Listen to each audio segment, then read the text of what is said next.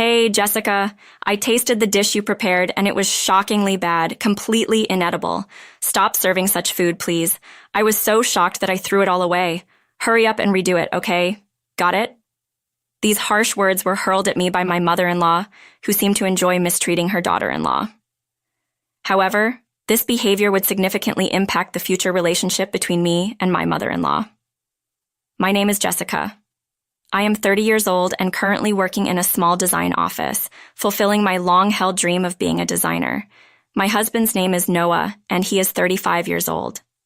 We met when I was a student working part-time at a family restaurant of a major group where Noah was employed. Now, Noah works as the manager of that family restaurant. By the way, Noah is the son of a family that manages a major restaurant group. Consequently, Noah is naturally expected to take on the role of a future leader, consolidating the management of the group.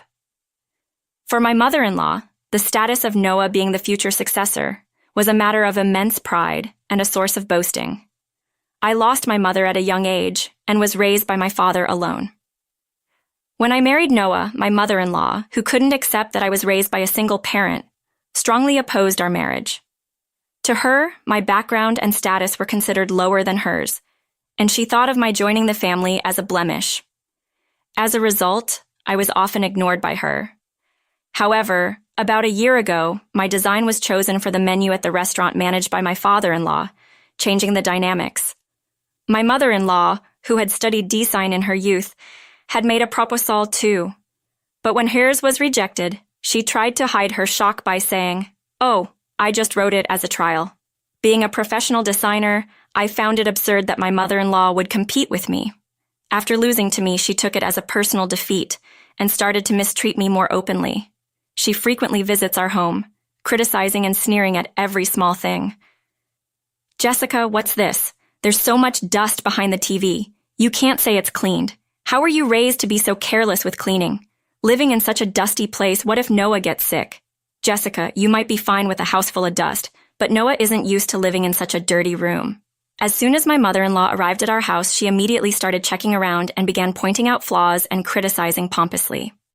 Watching this, both Noah and I were exasperated, thinking, "Not this again." "Mom, I cleaned that area," Noah replied, slightly irritated. "He always helps with the housework and is very reliable." "So, are you saying that being bad at cleaning is due to poor upbringing?" he asked sarcastically. My mother-in-law was momentarily speechless, but quickly changed the subject and retorted, "Oh, so you're making Noah clean? Are you that high and mighty, Jessica? You prioritize your job over housework?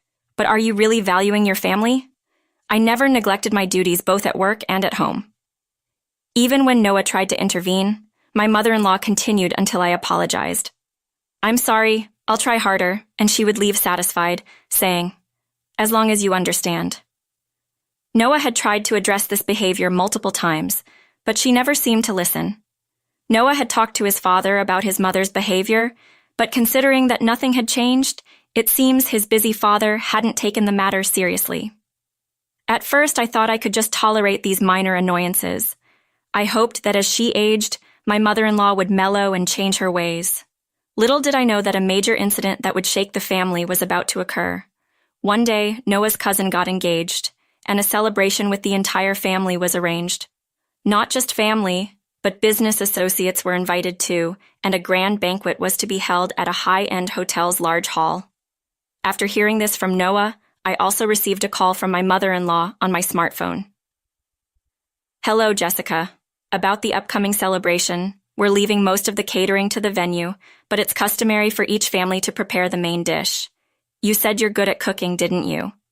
Her tone was a bit sarcastic, but it was true that I had mentioned being skilled in cooking since I had helped my father, who raised me alone from a young age.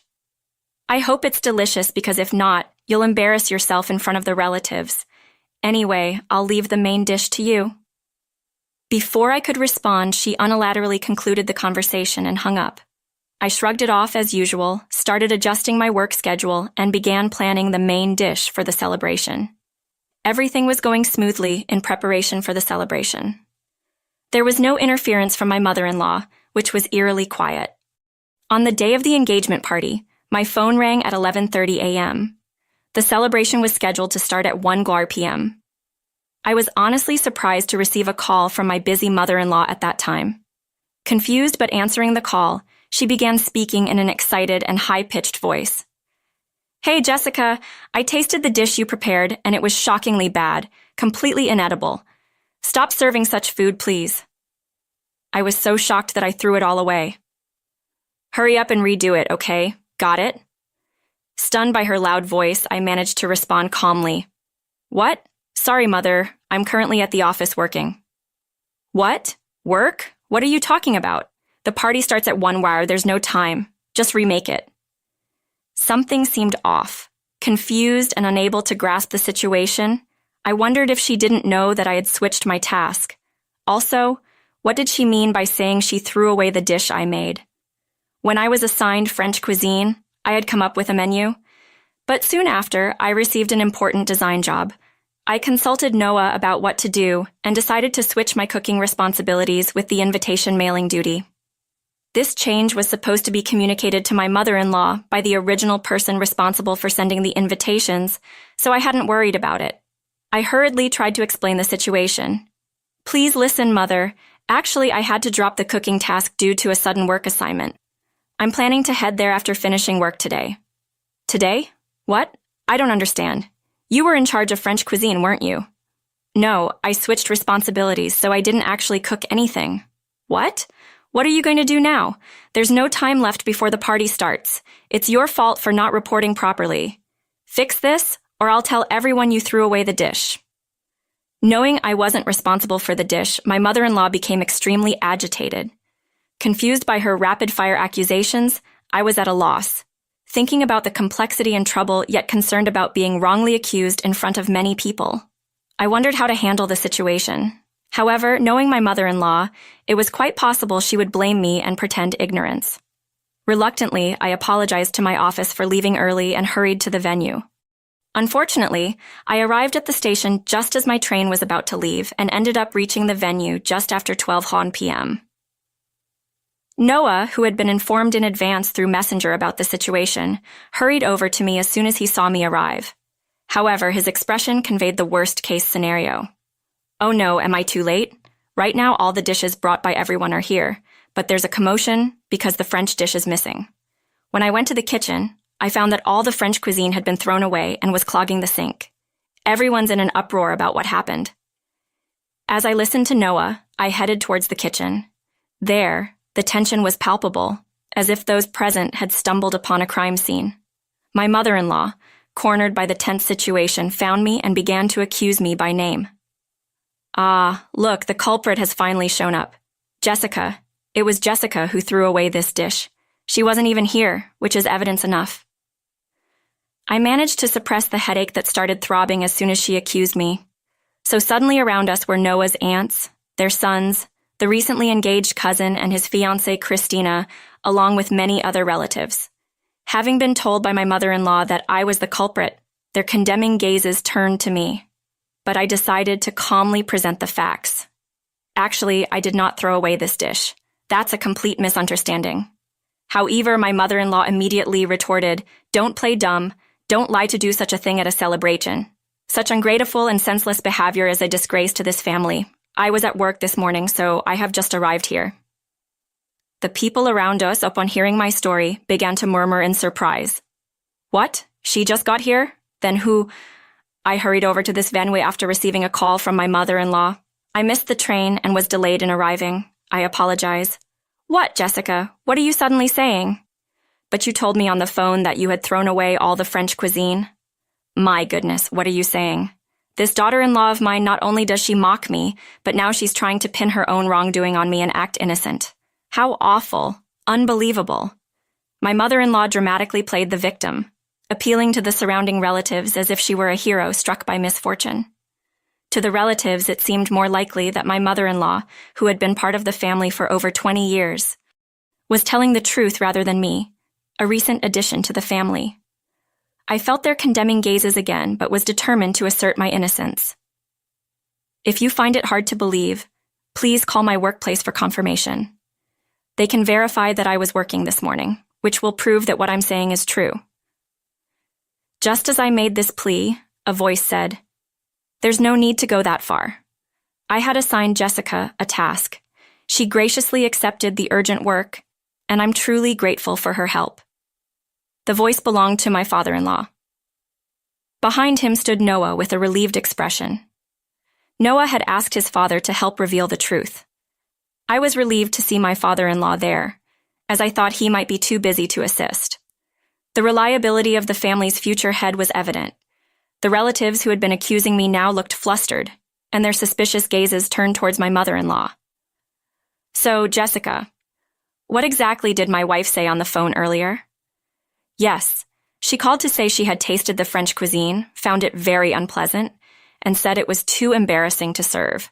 So she threw it all away. Then she told me to remake it before the time of the event." A murmur spread among the relatives upon hearing my testimony. Suddenly, a woman burst into tears amidst the crowd. The crying woman was Christina, the cousin's fiancée. "I admit I'm better at Asian cuisine, but I tried my best with the French dish too. I thought I had made it as delicious as the Asian one." Tearfully, she leaned on her fiancé. Christina, the cousin's fiancée, was the one who had switched duties with me. Although she was the main character of this celebration, she had confided her plan to surprise everyone with her cooking and asked me to keep it a secret from the relatives. But unexpectedly, even my mother-in-law was kept in the dark about the secret. Moreover, Christina was a professional chef at the French restaurant run by Noah's father. "Hey, Mom, you're saying Christina's cooking is bad? Christina is a chef I hired. Are you implying my taste is off too?" "What? No, that's not what I meant. I didn't mean it like that." My mother-in-law frantically tried to defend herself, but it was too late. Christina's culinary skills, recognized and respected by my father-in-law, were beyond doubt. "Always criticizing your daughter-in-law, maybe your taste has dulled.